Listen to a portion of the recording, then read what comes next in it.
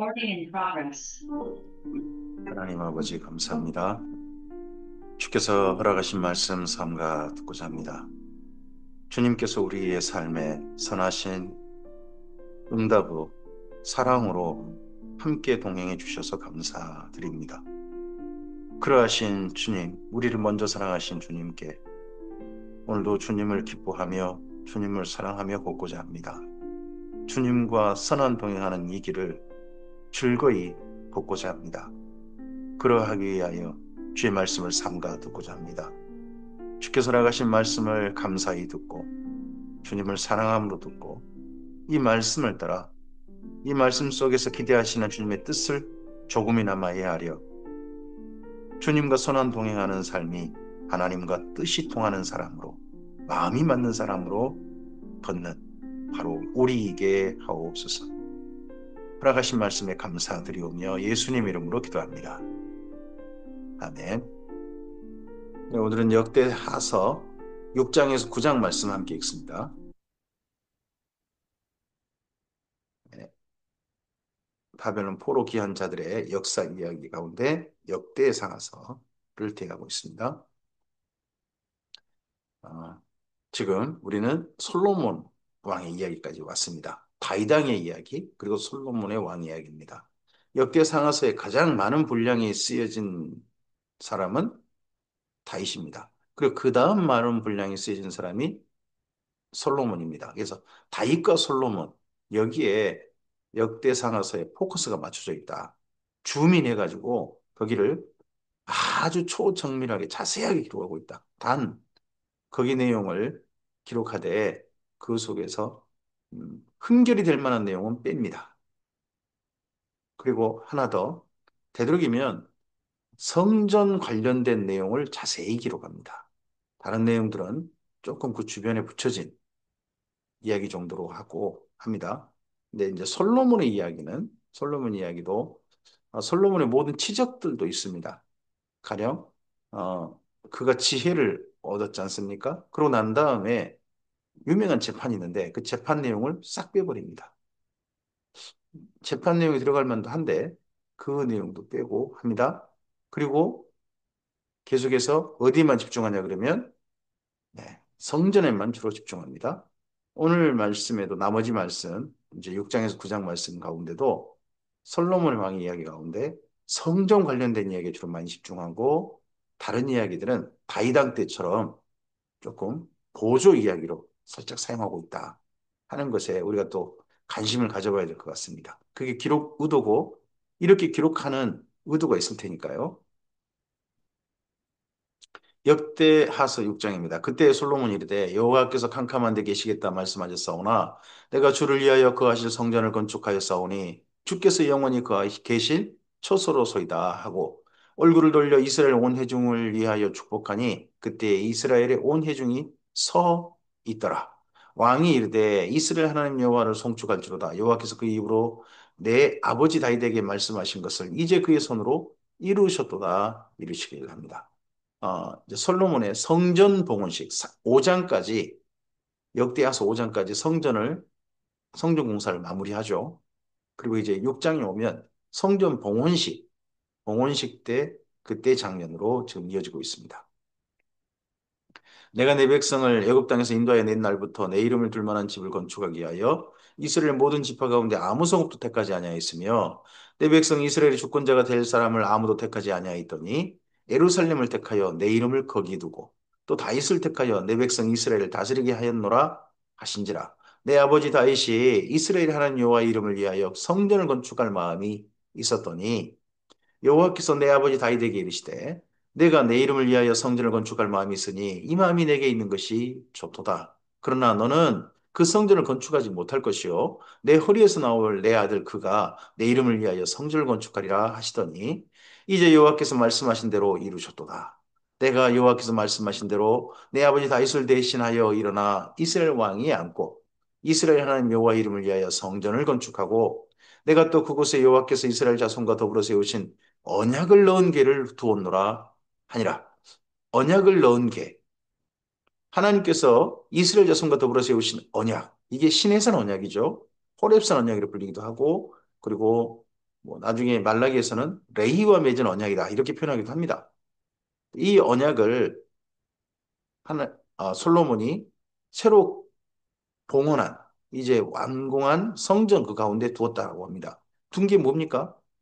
법궤입니다. 법궤고 안에 두 돌판이 있죠. 십계명에 쓰인 두 돌판입니다. 십계명이 바로 뭐라는 겁니까? 언약이라는 겁니다. 하나님과 이스라엘 사이에 맺은 언약. 하나님의 증거의 말씀이기도 하고 언약의 말씀이기도 하는 겁니다. 그래서 십계명이 레이기라고 하는 신에서는 언약, 그거의 요약판이 되는 겁니다. 그리고 십계명은 다시 또 요약하면 하나님상 이웃사랑이 되고 하나로 요약하면 사랑이죠. 하나님께서 이스라엘 민족을 사랑하시듯이 이스라엘 민족이 하나님을 그렇게 사랑하겠다라고 하나님의 그 사랑의 부탁에 사랑하겠습니다라고 약속을 맺은 그 약속으로 받은 말씀이 십계명이라는 거죠. 솔로몬이 여호와의 제단 앞에서 이스라엘의 모든 회중과 마주서서 그의 손을 펴니라. 솔로몬이 일찍이 노수로 대를 만들었으니 길이가 5규빗이요 너비가 5규빗이요 높이가 3규빗이라. 뜰 가운데 두었더니 그가 그 위에 서서 이스라엘 회중 앞에서 무릎을 꿇고 하늘을 향하여 손을 펴고 지금 이스라엘 회중은 전체 여기 성전 자리에서 서 있습니다. 서 있고 솔로몬은 회중 앞에서 무릎을 꿇고 대를 만들어서 무릎을 꿇고 하늘을 향해 손을 폈습니다. 여기가 어디겠느냐? 제단 앞에서라고 표현을 했습니다. 그러면 뭐 이스라엘의 뜰 거기일 수도 있죠. 거기일 수도 있죠. 근데 진짜 많은 무리가 왔다면 이스라엘 뜰이 아니라 그 밖에 있는 여인의 뜰 혹은 뭐 이방인의 뜰이라 불리는 거기일 수도 있습니다. 이르되 이스라엘 하나님 여호와여 천지에 주와 같은 신이 없나이다. 주께서는 온 마음으로 주의 앞에 행하는 주의 종들에게 언약을 지키시고 은혜를 베푸시나이다. 주께서 주의 종 내 아버지 다윗에게 허락하신 말씀을 지키시되 주의 입으로 말씀하신 것을 손으로 이루심이 오늘과 같으니이다. 이스라엘 하나님 여호와여 주께서 주의 종 내 아버지 다윗에게 말씀하시기를 내 자손이 그들의 행위를 삼가서 내가 내 앞에서 행한 것 같이 내 율법대로 행하기만 하면 내게로부터 나서 이스라엘 왕이 앉을 사람이 내 앞에서 끊어지지 아니하리라 하셨사오니 이제 다윗을 위하여 허락하신 말씀을 지키시옵소서. 하나님께서 다윗에게 다윗처럼 하나님을 사랑하고 하나님 마음에 들게 하나님의 율법을 따라 행하는 그다음 왕들이 나타나기를 이어지기를 원하셨습니다. 그런 왕들만 있다면 이 다윗의 왕조가 지속될 거라는 겁니다. 하나님은 전능하시니까 그런 사람 계속 나타나게 할 수도 있으시죠. 근데 이 모든 것들은 다윗을 정말 사랑하시고 다윗 왕조와 함께 이스라엘을 사랑하시지만 이 다음에 이런 말씀 이렇게 뭐 하기만 한다면 하는 조건적으로 해오신 말씀을 그대로 지키십니다. 하나님께서 그렇게 많이 간섭하지 않으십니다. 스스로 이스라엘 민족 스스로가 알아듣고 다윗 왕조가 알아들어서 그런 왕이 나타나기를 기대하시지 하나님께서 강제로 어떤 왕이 나타나게 하고 전부 다 그냥 하나님께 강제로 하신 게 아무것도 없습니다. 이게 오묘한 하나님의 역사 진행 방법인 거죠. 분명 하나님의 정하신 뜻대로 이루어져 가는데 그럼에도 불구하고 각 사람들이 나타날 때는 그 사람 스스로 모든 일들을 결정하고 하나님 말씀에 대해서 어떻게 할 것인가 하는 결정도 스스로 하고 그렇게 해서 그 다음에 이어져 가는 게 보입니다. 그런즉 이스라엘 하나님 여호와여 원하건대 주는 주의 종 다윗에게 하신 말씀이 확실하게 하옵소서. 하나님이 참으로 사람과 함께 땅에 계시리이까 보소서 하늘과 하늘들의 하늘이라도 주를 용납하지 못하겠거든 하물며 내가 건축한 이 성전 이오리이까 그러나 나의 하나님 여호와여 주의 종의 기도와 간구를 돌아보시며 주의 종이 주의 앞에서 부르짖는 것과 비는 기도를 들으시옵소서. 주께서 전에 말씀하시기를 내 이름을 거기에 두리라 하신 곳, 이 성전을 향하여 주의 눈이 주야로 보시오며 주의 종이 이곳을 향하여 비는 기도를 들으시옵소서. 주의 종과 주의 백성 이스라엘이 이곳을 향하여 기도할 때에 주는 그 간구함을 들으시되 주께서 계신 곳 하늘에서 들으시고 들으시사 사하여 주옵소서. 주께서 계신 곳은 하늘이라고 편합니다. 이 하늘을 우리가 눈으로 보는 파란 하늘, 거기를 말한 건 아니겠죠. 하나님이 계시는 그곳, 그리고 이 땅에 이제 성전도 두는 거죠. 만일 어떤 사람이 그의 이웃에게 범죄함으로 맹세시킴을 받고 그가 와서 이 성전에 있는 주의 제단 앞에서 맹세하거든 주는 하늘에서 들으시고 행하시되 주의 종들을 심판하사 악한 자들의 죄를 정하여 그 행위대로 그의 머리 돌리시고 공의로운 자를 의롭다 하시사 의로운 대로 갚으시옵소서. 어, 재판 가운데 재판 가운데 하나님께서 역사해 주시라고 기도합니다.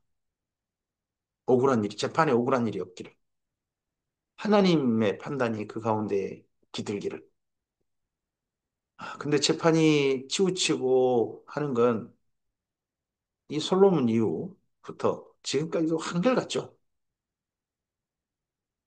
참 하나님께서 원하시는 공의와 정의, 올바른 걸 따라 그렇게 판단돼야 되는데 법을 이용해 먹는 법을 만들어 놓고 그 법을 자기에게 유리하게 해석하는 재판관들, 그런 법 집행자들이 뭐 솔로몬 이후 지금까지 전 세계 가운데 우리나라에 없겠습니까? 다 있겠죠. 참 이런 기도를 드리는 거, 이런 기도를 따라서 계속해서 가기를 원하는 마음들이 주위 사람들이 있어야 되는데 우리나라의 기독인들 가운데 법조인들은 어떠한지 모르겠습니다. 만일 주의 백성 이스라엘이 주께 범죄하여 주과 배패하게 되므로 주의 이름을 인정하고 주께로 돌아와서 이 성전에서 주께 빌며 간구하거든. 전쟁에서 혹시나 쳐서 패배해가지고 주의 이름을 인정하고 돌아오게 되거든.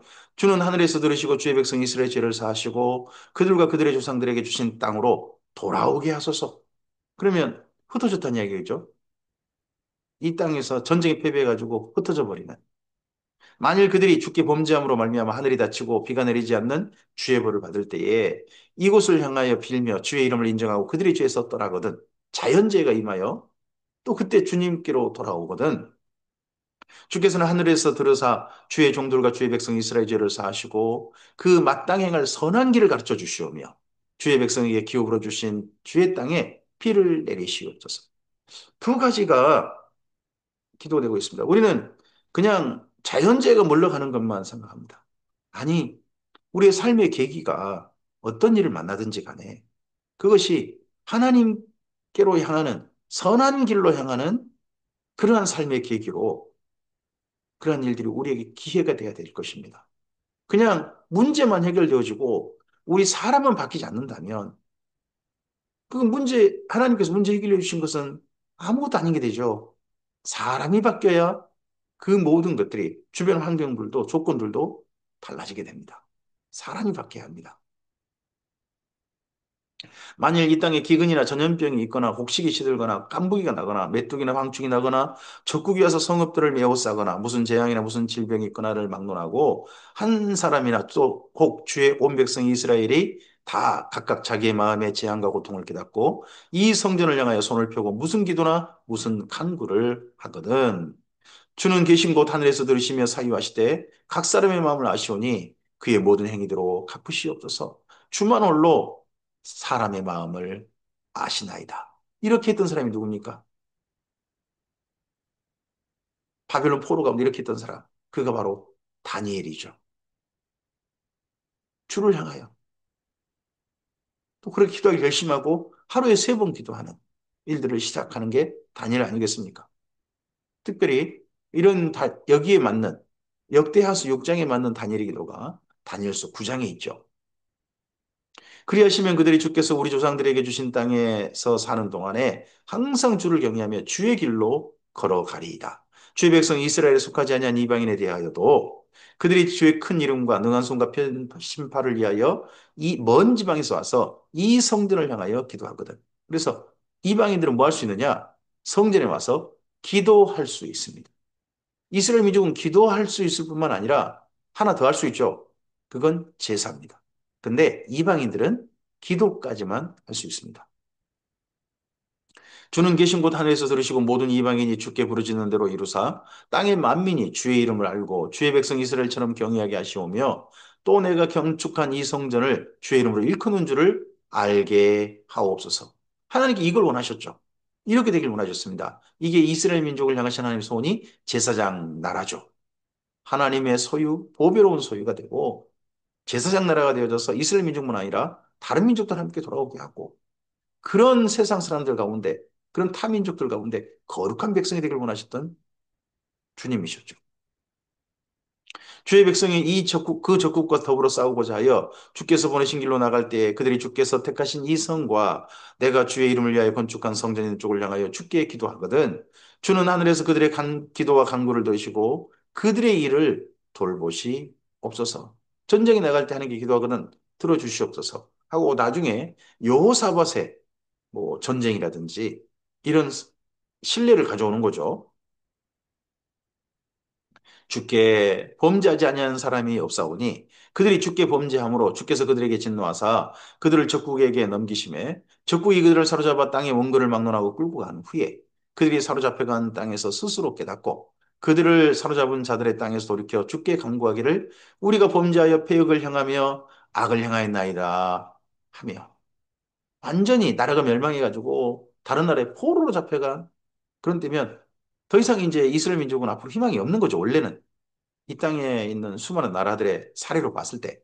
근데 거기서라도 하나님께 간구하며 하나님의 도우심을 구하고 자기를 지혜를 자복하고 하나님께 나가거든. 자기들을 사로잡아간 적국의 땅에서 온 마음과 온 뜻으로 주께 돌아와서 주께서 그들의 조상들에게 주신 땅과 주께서 택하신 성과 내가 주의 이름을 위하여 건축한 성전 쪽을 향하여 기도하거든. 그 포로에서 기도하거든.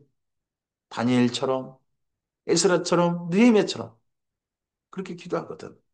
주는 계신 곳 하늘에서 그들의 기도와 간구를 들으시고 그들의 일을 돌보시오며 주께 범죄한 주 백성을 용서하옵소서. 나의 하나님이여 이제 이곳에서 하는 기도에 눈을 드시고 귀를 기울이소서. 여호와 하나님이여 일어나 들어가사 주의 능력의 개와 함께 주의 평안한 초소에 계시옵소서. 여호와 하나님이여 원하옵건대 주의 제사장들에게 구원을 입게 하시고 또 주의 성도들에게 은혜를 기뻐하게 하옵소서. 여호와 하나님이여 주의 기름 부음 받은 자에게서 얼굴을 돌리지 마시고 주의 종 다윗에게 베푸시는 종을 기억하옵소서 하였더라. 그래서 이렇게 역대하서 6장 여기에 봉헌식이 뭐 열왕기 상서 거기에 봉헌식의 기도보다는 훨씬 자세하고 이렇게 내용이 기록을 가져옵니다.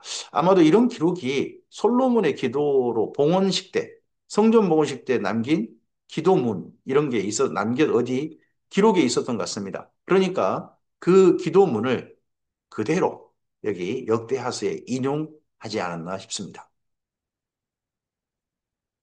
역대하서 7장입니다. 솔로몬이 기도를 마침에 불이 하늘에서 내려와서 그 번제물과 제물을 사르고 여호와의 영광이 그 성전에 가득하니 여호와의 영광이 여호와의 전에 가득함으로 제사장들이 여호와의 전에 능히 들어가지 못하였고 이스라엘 모든 자손은 불이 내리는 것과 여호와의 영광이 성전에 있는 것을 보고 돌을 깐 땅에 엎드려 경배하며 여호와께 감사하여 이르되 선하시도다 그의 인자심이 영원하도다 하니라. 불이 내렸다는 겁니다. 이 기록을 우리가 어디까지 믿어야 할지 불이 내렸다고 기록하고 있습니다. 이렇게. 그래서 다윗이 아라우나의 타작마당에서 예루살렘의 전염병이 멈추기를 하나님께 기도하고 그곳에 제단을 쌓았을 때 불이 내렸다고 하고 여기 솔로몬 성전 봉헌식 때도 불이 내렸다라고 기록하고 있습니다. 어느 때가 떠오르게 합니까? 바로 성막 봉헌식 때입니다. 성막 봉헌식 때를 떠오르도록 그렇게 기록하고 있습니다. 이에 왕과 모든 백성이 여호와 앞에 제사를 드리니 솔로몬 왕이 드린 제물이 소가 2만 2천 마리요 양이 12만 마리라. 이와 같이 왕과 모든 백성이 하나님의 전에 낙성식을 행하니라. 양이 2만 2천 마리 양이 12만 마리가 죽었고요. 제물로 소가 2만 2천 마리가 제물로서 죽었습니다. 이게 하나님의 전 낙성식에 며칠간이 걸칠까요, 이게? 그다음에 읽어보면 하루에 어마어마한 양의 제물을 바친 걸로 보입니다. 그러니까 하루에 1천 마리 번제를 못한다. 그렇게 혹시 오기가 말하는 이들이 있는데 그 말이 안 됩니다. 그때 제사장들은 직분대로 모셔서고 레위 사람도 여호와의 악기를 가지고 섰으니 이 악기는 전에 다윗 왕이 레위 사람들에게 여호와께 감사하게 하려고 만들어서 여호와의 인자심이 영원함을 찬송하게 하던 것이라. 제사장들은 무리 앞에서 나팔을 불고 온 이스라엘은 서 있더라. 그래서 이스라엘 민족의 이 이후 회당 예배, 이 성전뿐만 아니라 회당 예배 때도 이스라엘 민족은 앉아서 예배하지 않습니다. 서서 예배합니다. 앉은 자는 누구냐? 어, 에스라가 제1회 에스라 성경 강좌 때 앉아서 말씀을 전했던 것 같습니다. 자리가 돼 있어서. 그래서 모세의 의자라고 합니다. 모세의 자리. 거기 한 사람 앉을 수 있습니다. 말씀 전하는 자. 나머지 사람들은 다 서서 듣습니다. 그게 회당 예배의 모습입니다. 근데 요즘 우리 교회는 거꾸로 이제 목사님은 말씀 전하는 자는 서고 나머지 회중은 앉죠. 그걸로 바뀌어 있습니다만은 원래 여기 이들의 전통대로라면 모든 회중은 다 서서 제사하고 서서 예배하는 걸로 되어 있습니다. 솔로몬이 또 여호와의 전 앞들 가운데를 거룩하게 하고 거기서 번제물과 화목제의 기름을 드렸으니 이는 솔로몬이 지은 노 제단이 능히 그 번제물과 노 소제물과 기름을 용납할 수 없습니다. 이 번제단 가지고도 부족해서 더 많이 다른 또 앞들 가운데를 거룩하게 해서 거기서 또 따로 또 제물을 드렸다 합니다. 이때 솔로몬이 7일 동안 절기 지켰다. 그럼 2만 마리 넘는 소, 12만 마리가 되는 양, 그 모든 걸 7일 동안 아닙니까? 그럼 14만 마리가 넘는데 하루에 2만 마리가 넘게 제물이 바쳐진 겁니다. 하맛 어기에서부터 애굽 강까지의 온 이스라엘의 심히 큰 회중이 모여 그와 함께 하였더니 여덟째 날에 무리가 큰 한 성회를 연이라 제단의 낙성식을 7일 동안 행한 후 이 절기를 7일 동안 지키니라. 일곱째 달 제 23일에 왕이 백성을 그들의 장막으로 돌려보내며 그러면 23일이면 8일 빼면요. 8일 빼면 네, 15일이 되죠. 15일. 그럼 언제입니까? 초막절이 됩니다. 초막절. 그래서 솔로몬의 성전 봉헌식은 7월에 드렸는데 초막절 때 드렸겠구나 하고 우리가 날짜를 거꾸로 돌이켜 보면 이렇게 짐작할 수 있겠죠. 왕이 백성을 그들의 장막으로 돌려보내매 백성이 여호와께서 다윗과 솔로몬과 그의 백성 이스라엘에게 베푸신 은혜로 말미암아 기뻐하며 마음에 즐거워하였더라. 솔로몬이 여호와의 전과 왕궁 건축을 마치고 솔로몬의 심중에 여호와의 전과 자기 궁궐에 그가 이루고자 한 것을 다 형통하게 이루니라 합니다. 솔로몬이 왕궁 건축 이야기는 도리어 열왕기상서가 좀 더 자세합니다. 여기는 아주 간단히 그렇게 버리죠. 성전 건축은 자세히 말하고 성전 건축 봉헌식도 이렇게 자세히 말하는데 도리어 열왕기상서보다 훨씬 자세히 이야기하는데 기록하는데 왕궁 건축은 한 줄로 끝내버리지 않습니까? 왕궁 건축. 그러니까 지금 포커스가 전부 어디에 있다? 성전 건축, 솔로몬의 성전 건축 쪽 포커스 두고 다른 건축들, 또 솔로몬이 그의 병거성 건축이라든지 이런 것도 많이 했어요. 근데 그런 건 전부 다 대부분 기록하지 않고 해서 초점을 성전 건축 쪽에 맞춰서 여기 역대하서 기록하고 있다. 의도가 있는 거겠죠. 그 의도를 알아먹는 게 우리의 몫입니다. 그리고 그 의도를 허용하신 분이 성령님이신 거죠. 솔로몬 심중에 여호와의 전과 자기 궁궐에 자기가 이루고자 하는 것을 다 형통하게 이루니라. 밤에 여호와께서 솔로몬에게 나타나사 그에게 이르시되 내가 이미 내 기도를 듣고 이곳을 택하여 내게 제사하는 성전을 삼았으니 혹 내가 하늘을 닫고 비를 내리지 아니하거나 혹 메뚜기들에게 토산을 먹게 하거나 혹 전염병이 내 백성 가운데 유행할 때에 내 이름으로 일컫는 내 백성이 그들의 악한 길에서 떠나 스스로 낮추고 기도하며 내 얼굴을 찾으면 내가 하늘에서 듣고 그들의 죄를 사하고 그들의 땅을 고칠지라. 메뚜기들이 그 먹는 거에 대해서는 우리 이제 여기 선지서 가운데서는 요엘서가 있습니다. 이전에 이제 재앙으로는 애굽의 10가지 재앙 중에 메뚜기 재앙이 있죠. 근데 성경상에서 나타나는 그 메뚜기가 먹는 재앙은 요엘서 하나뿐이지만 사실 메뚜기가 먹는 토산을 먹는 그런 일들이 가나안 땅에서 제법 있었던 것 같습니다. 그러니까 일부러 사리가 들려있죠. 하늘에 닿고 비를 내리지 않거나 그럼 우리 뭐가 떠오릅니까?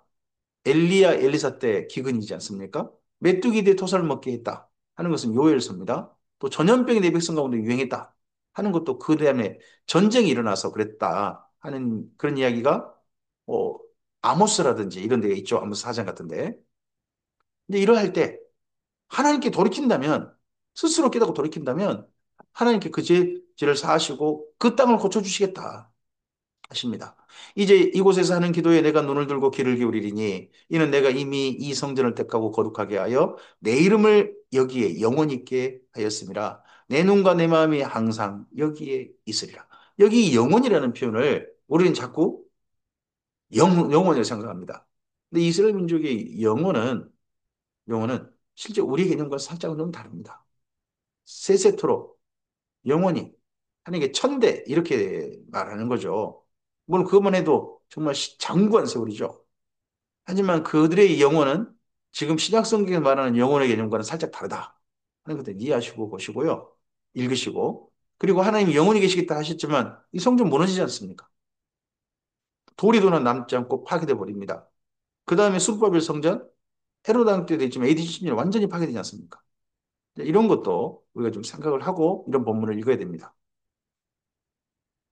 내가 만일 내 앞에서 행하기를 내 아버지 다윗이 행한 것 같이 하여 내가 내게 명령한 모든 것을 행하여 내 율례와 법규를 지키면 중요한 건 성전이 중요한 게 아니란 겁니다. 하나님의 법규를 지키면 내가 내 나라 왕위를 견고하게 하되 전에 내가 내 아버지 다윗과 언약하기를 이스라엘 다스릴 자가 내게서 끊어지지 아니하리라 한 대로 하리라.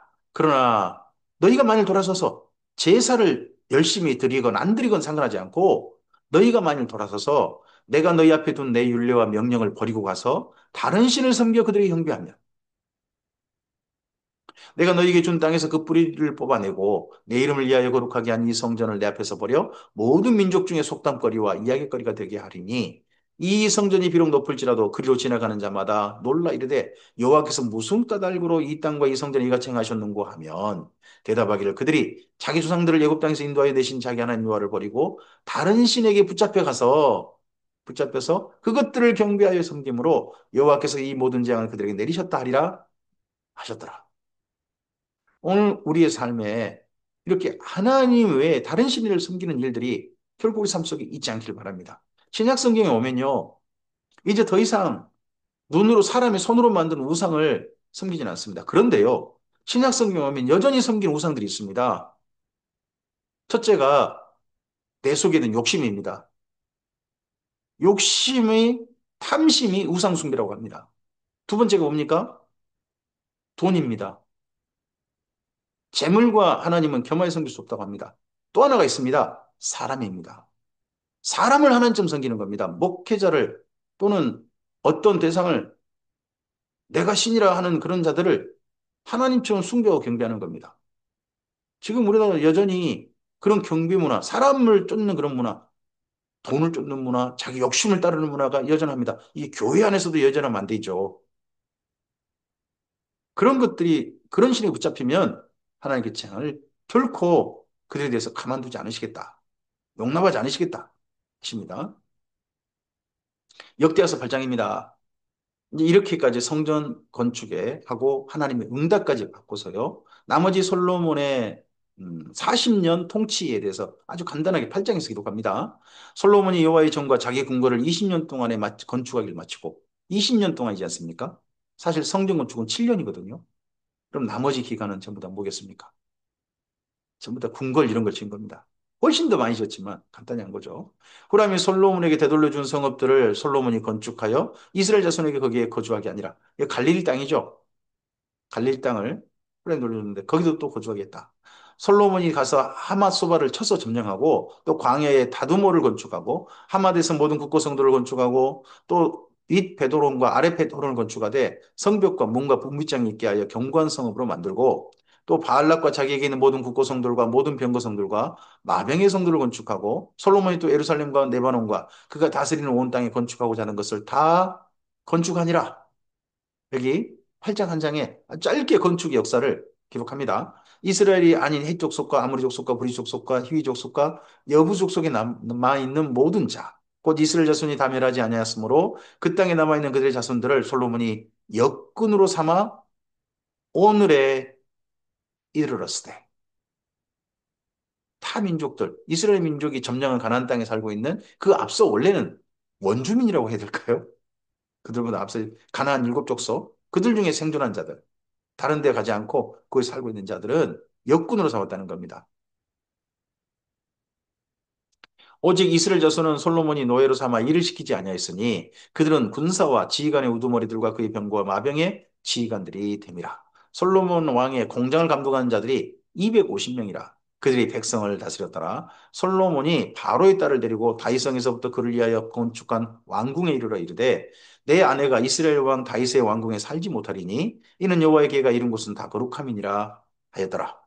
솔로몬이 낭실 앞에 쌓은 여호와의 제단 위에 여호와께 번제를 드리되 모세의 명령을 따라 매일 일의 일과대로 안식일과 초하루와 정한 절기 곧 1년의 세 절기 무교절과 칠칠절과 초막절에 드렸더라. 이런 내용이요. 열왕기 상서에 있지 않아요. 솔로몬이 어, 하나님 앞에 어떤 제사를 드렸다.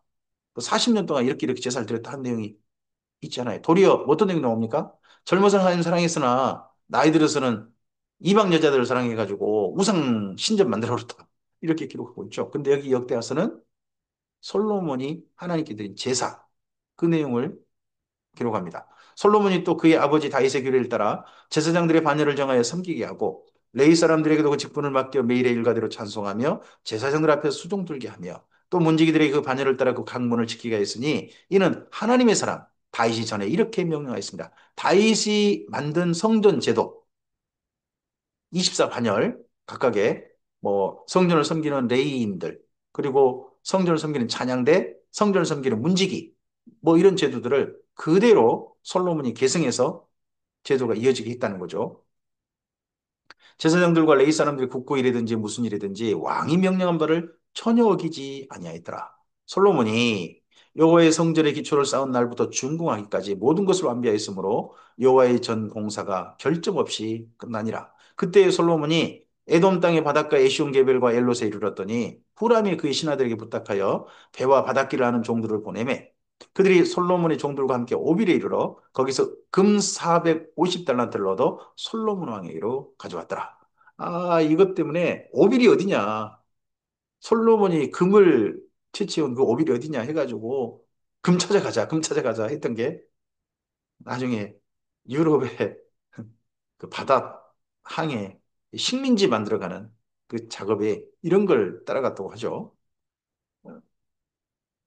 역대하서 9장입니다. 그리고 이제 솔로몬 왕의 마지막 이야기가 있습니다. 여기 이야기는 열왕기 상서의 이야기와 돼 있죠. 열왕기 상서는 10장이고 역대하서는 9장입니다. 스바 요왕 이야기입니다.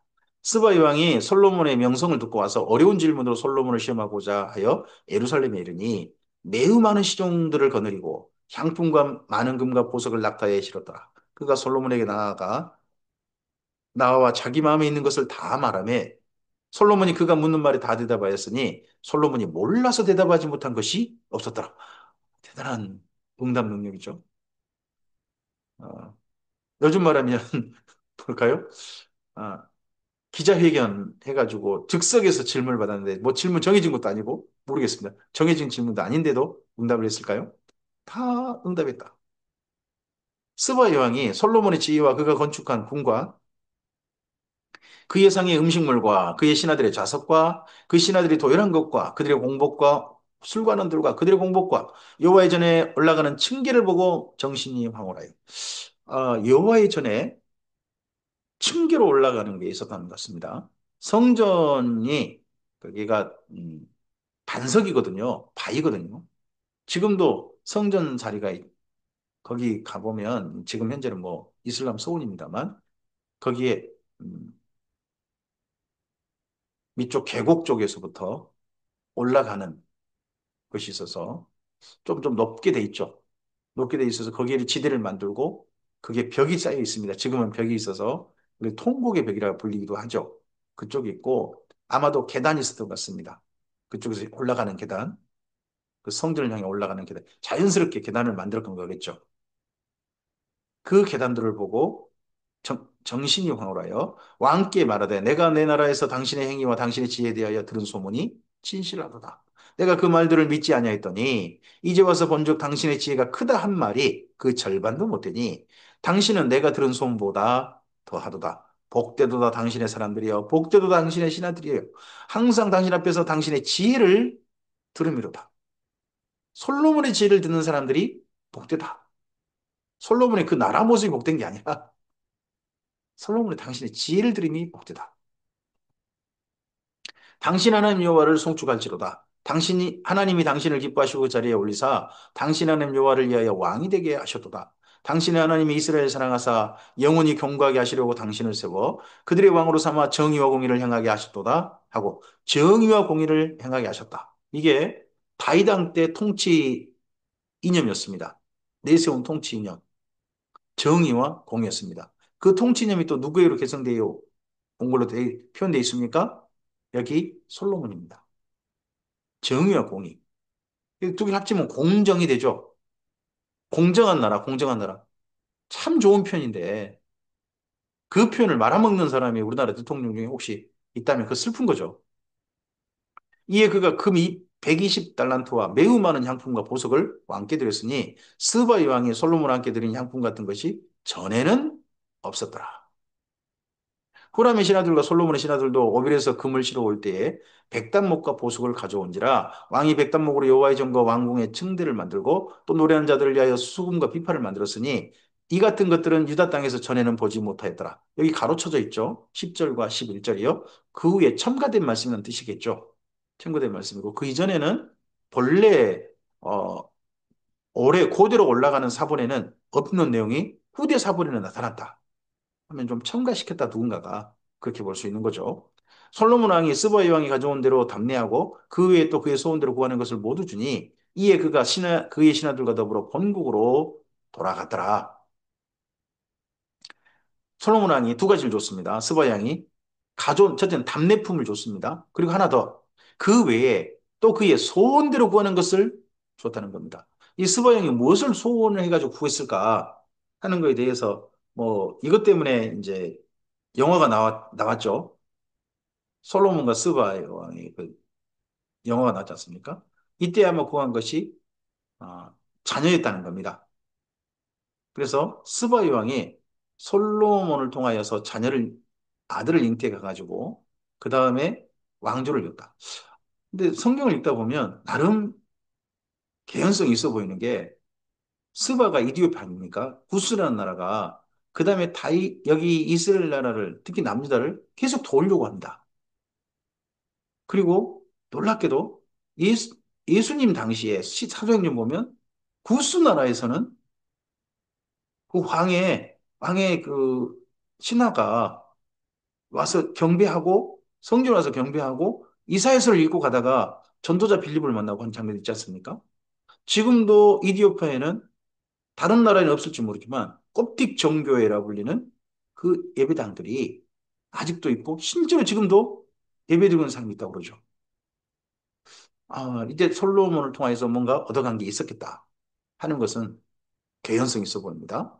솔로몬의 세입금의 무게가 금 666달란트요.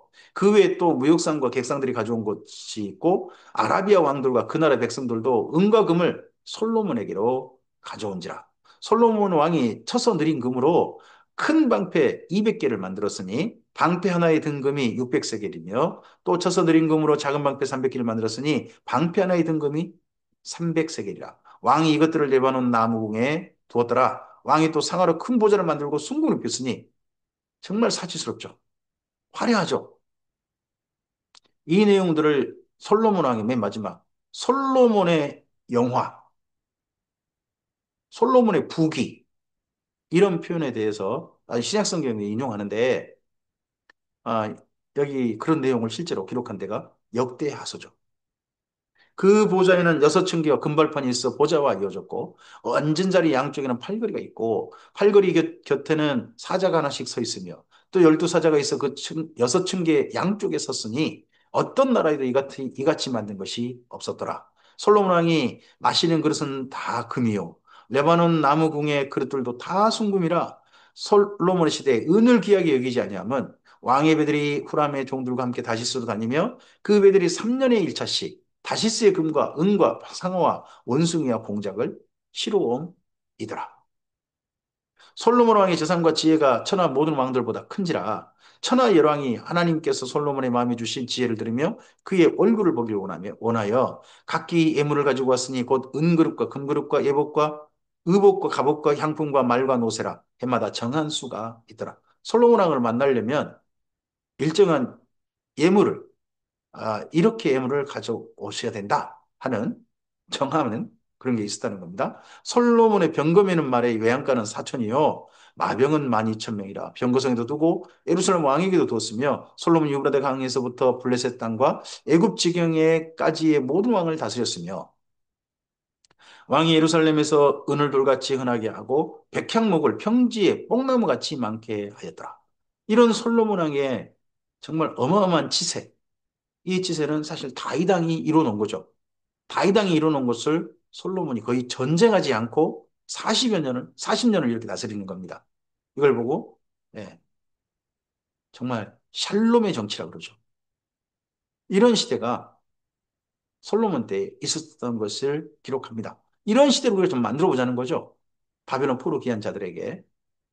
솔로몬을 위하여 애국과 각국에서 말들을 가져왔더라. 이에 솔로몬의 시중 행적은 선지자 나단의 글과 실로 사람 아히야의 예언과 선견자 이또의 묵시책, 곧 이또가 느바세 아들 여로보암에 대하여 쓴 책에 기록되지 아니하였느냐. 그럼 이상 여기까지 솔로몬 왕의 주 이야기에 인용한 문서는 첫째 나단의 글, 그 다음에 아히야의 예언, 그 다음에 이또의 묵시책. 이 세 권이 여기까지 기록된 모든 역대하서 1장부터 9장까지 솔로몬 왕의 이야기에 주로 인용된 문서라는 거겠죠. 솔로몬이 예루살렘에서 온 이스라엘을 다스린 지 40년이라 솔로몬이 그의 조상들과 함께 자매 그의 아버지 다윗성이 장사되고 그의 아들 르호보암이 대신하여 왕이 되니라. 이렇게 해서 솔로몬 왕의 이야기를 마무리합니다. 솔로몬이 성전 건축에 있던 이야기 거기에 집중하고 나머지 이야기들을 살짝 곁들이는 걸로 합니다. 우리가 하나님께 이렇게 집중하고 하나님께 올바르게 하면 나머지는 하나님께 채우신다 하는 시각이 엿보입니다. 그리고 솔로몬의 이런 부도 하나님 주신 선물이다 하는 겁니다. 근데 솔로몬의 부가 하나님의 선물인 건 맞는데 그 부를 선물답게 사용했느냐 하는 부분은 열왕기 상서를 읽어보면 솔로몬 왕의 말년이 엉뚱한 대로 간 게 보입니다. 그러나 여기 역대하서에서는 그 솔로몬 왕의 말년 이야기를 또 일부러 기록하지 않습니다. 빼버립니다. 거기 굳이 보지 않게 하는 겁니다. 솔로몬 왕이 잘했던 것까지만 보고 우리 그런 시대 좀 만들어 보자 하는 걸로 기록하고 있습니다. 그래서 역대 상하서는 역사서로서의 가치가 사실 열왕기 상하서보다는 훨씬 떨어집니다. 역사는 옳은 건 옳은 대로, 잘못된 건 잘못된 대로 다 똑바로 보고 그 과거를 똑바로 봐서 현재로 오고 현재가 다시 미래로 가게 하는 것. 그게 역사를 보는 시각이 되는데 역대 상하서는 그러지 않습니다. 지금 바벨론 포로 기한 자들에게 참 극한 어려움 없는 그들에게 옛날 같은 번성시대를 한번 만들어보자. 전성기를 좀 만들어보자 하는 시각에서 그런 생각을 가지고 쓴 역사서니까 약간 좀 역사서 가치는 좀 떨어진다 하는 것도 이해하시고 이 글을 읽으셔야 할 것입니다. 오늘 여기까지입니다. 주의 말씀을 우리가 읽어갈 때 기록한 의도 그리고 그 말씀을 따라서 우리에게 들려주시고 하는 것들을 하나님이 허용하신 것들을 또 저자의 기록 의도와 하나님이 허용하신 것들을 우리가 바르게 알아듣고 그 말씀을 따라 우리 삶을 한번 돌이켜보고 우리 삶 속에서 정리해 갔으면 좋겠습니다. 나중에 우리들의 삶이 주 앞에 섰을 때 정말 우리 택한 받은 사람들이라면 우리의 죄는 예수님 안에서 사함 받겠죠. 내 죄를 사함으로 하시겠죠. 그와 함께 하나님 앞에 남겨져야 될 자라이또도 착하고 충성되종하는 아름다운 삶이 또한 있어야 될 것입니다. 역대상하서가 그런 기록 의도가 있어 보이지 않습니까? 우리들의 모습이 주 앞에 오늘도 걸어가는 모습이 실수와 허물이 있을 수 있습니다. 그런 가운데 우리 삶의 중심은 하나님을 진실하게 사랑하고 진리를 따르고 하나님의 율법을 계명을 정말 따르는 하나님을 진실하게 사랑하는 삶이 바로 우리의 모습이었으면 좋겠습니다. 주의 선하신 은혜가 오늘 하루 우리 삶 가운데 나타나기를 우리를 손잡고 이끄신 주의 인도하심이 오늘 하루에도 가득하기를 소원합니다. 주께서 함께 하시길 바랍니다. 감사합니다.